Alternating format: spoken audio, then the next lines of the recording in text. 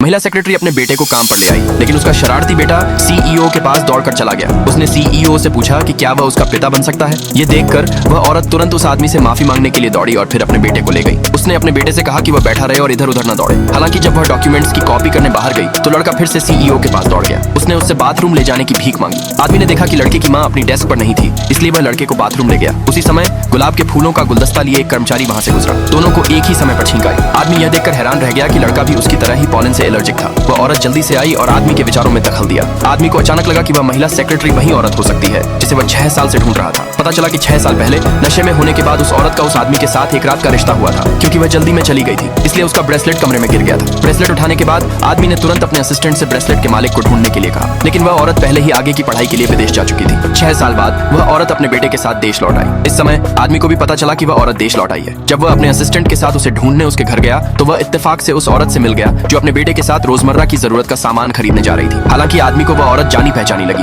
लेकिन उसने उसे पहचाना नहीं। और उस समय घर पर सिर्फ उस औरत की सबसे अच्छी दोस्त थी। उसने उस औरत की सबसे अच्छी दोस्त से पूछा कि वह नेकलेस किसका है, लेकिन जब सबसे अच्छी दोस्त को आदमी की पहचान पता चली तो उसने झूठ बोला कि वह नेकलेस उसका है। आदमी ने उसके झूठ पर विश्वास कर लिया और उसकी जिम्मेदारी लेने का वादा किया। और जब वह औरत अगले दिन नई कंपनी में काम पर गई तो वह यह देखकर हैरान रह गई कि कंपनी का सीईओ वही आदमी था जिससे वह 6 साल से बच रही थी। वह तुरंत उसकी तरफ पीट करके मुड़ गई, लेकिन आदमी ने उसे नहीं पहचाना। उसे बस इतना याद था कि उसने उसे और उसके बच्चे को एक दिन पहले देखा था, क्योंकि उसे उसका बच्चा प्यारा लगा था। आदमी ने अपने असिस्टेंट से उस महिला को अपनी सेक्रेटरी बनाने के लिए